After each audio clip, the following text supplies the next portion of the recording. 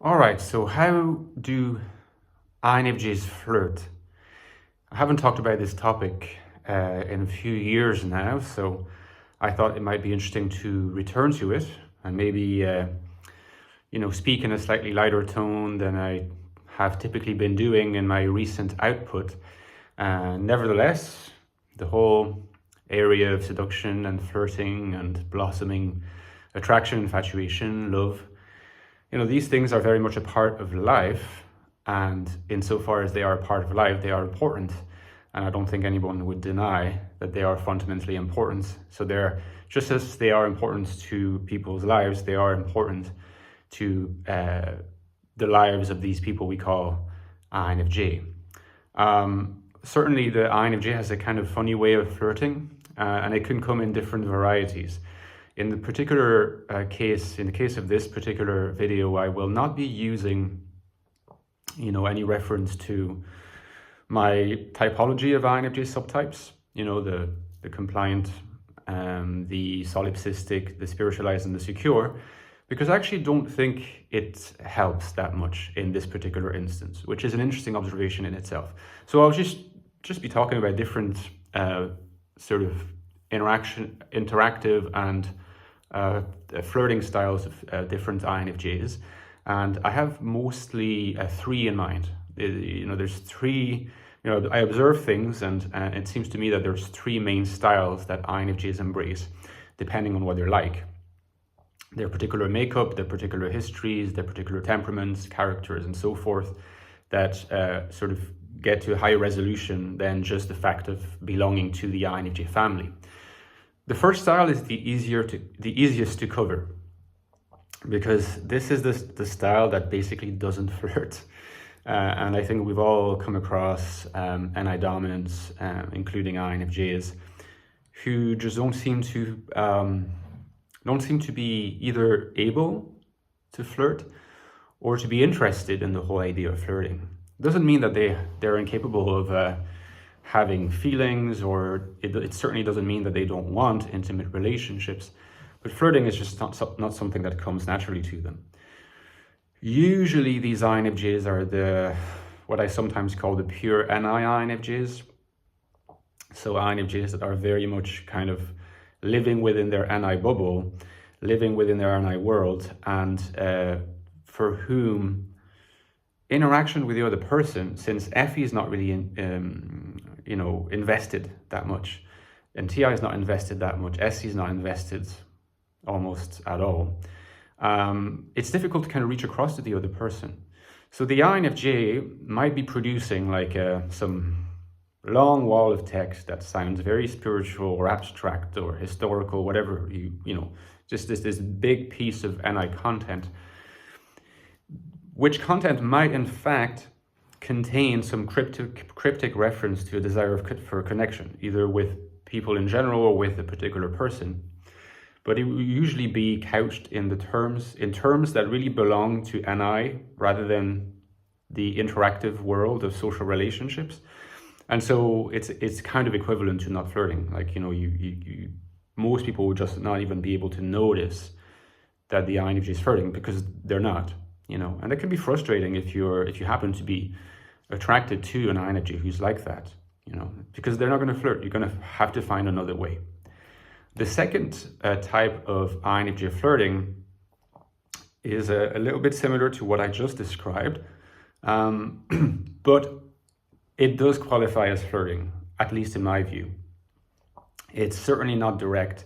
In fact, it can be painfully indirect, and it can be a source of big frustration to the other person.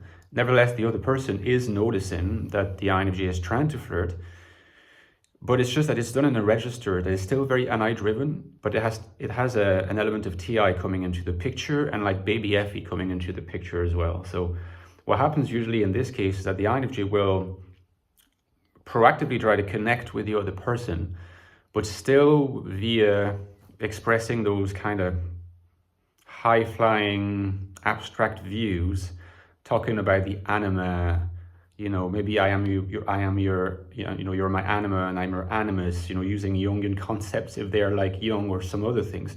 So they'll try to connect almost like through abstractions and concepts and disembodied references, but they want to bring the other person into their worldview and create the first connection is happening at the level of their NI worldview. But it's very difficult for the other person to know how to manage that because, first of all, the other person might not be an NI dominant, but even if they are an NI dominant, they might not want to merge NI worlds in that way, right? Maybe they're hoping for something a bit more direct, something a bit more visceral. So there's something very poetic. You might even say something very pure and maybe romantic about this approach to flirting, but there's also something aloof and detached about it. And it can lead to a lot of misunderstanding and frustration and sometimes not work out. It's almost like, actually it's not almost, it's always more painful than the first kind of approach, because in this case, the other person can sense the INFJ is trying to flirt, but they are still a little bit too locked up in their NI castle.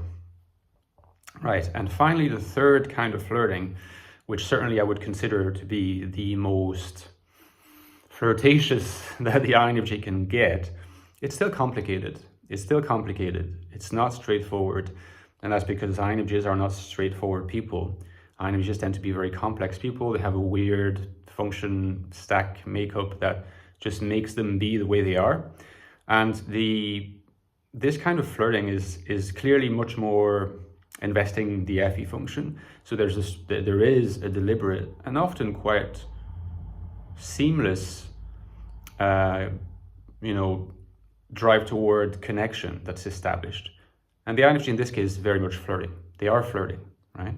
And they're good. They can be good at it. It's not true that INFJs are always going to be awkward with flirting. Like if you have FE as an auxiliary function, that can be really helpful when it comes to charming another person, flirting with another person, knowing what to say, picking stuff up about what the other person is like, what they are into, saying things that make the other person feel warm, desired, being subtle about it. All these elements of charming flirting that can really be done by INFJs, and it's often very nice. However, where it is a little bit complicated still is that for some reason the INFJ is always going to be pulled in two opposite directions. There's this desire to flirt and there's this actual flirting that's done. But there's something at the back of the INFJ mind that's kind of saying, well, yeah, but you're kind of being superficial. You're kind of being inauthentic. You're not really talking about your real feelings. You're trying to get into it through roundabout ways. In other words, you're performing, you're playing a role. And eventually that kind of nagging feeling will take precedence. And it's almost as if it creates a certain form of like low intensity danger to the integrity of the NI world of the INFJ. And so what happens usually is the INFJ then goes back to a register that's more friendly, subtly more distant, a bit more formal. So it's almost like they seem to alternate between hot and cold, between flirtatious and not flirtatious. When they're not being flirtatious, they're not being hostile, they're not being antagonistic to the other person, but the other person is still going to be very confused because they were being flirted with, and now what they get is something much more detached, The INFJ is trying to preserve their sense of identity in a way by doing this, but the other person really has to learn that the INFJ is not alternating between being interested in them and not being interested in them. And that's often what can happen. So if you're flirting with an INFJ, just be aware that this mode of flirting is just their mode of flirting. They're interested in you. It's just how they function, okay? Hopefully this helps you. So let me know in the comments what you thought, guys. Give me a like if you enjoyed the video. I talk a lot about love in INFJ Life in this book, The Infinite Soul, INFJ Life in the Modern World, among other things. And there's a whole chapter on love if you're interested. This is a book that talks about how INFJs can find meaning, purpose, and value in this world right here, right now, despite what they find, that's hostile in the world. So if you would like to know more about it, check it out. There's the first link below where you can check the reviews and see that it's helped a lot of people. So has this book, by the way, The Ecstatic Soul, a new look at the INFJ personality, which is the deepest investigation of the INFJ mind that you will find online. What's it like to think like an INFJ? What's it like to be an INFJ? Deep inside. This is the most profound elucidation I think that's been authored on the topic. So you might just want to get it. It goes very well with the Infinite Soul too. And by the way, guys, don't forget that I couldn't do it without you. I couldn't run this channel without your support. I have a Patreon page down below that you can check out. You get access to some cool perks like access to the Fourfold, which is our Discord server. They're every day, lots of really great discussions. You can get some informal typings and so forth. You also get access to bonus videos every 2 weeks where I go in depth into a particular topic, either from mainstream YouTube or from the books. There's other perks too, and you help me massively. So I thank you very much, and I talk to you next time. Bye-bye, guys.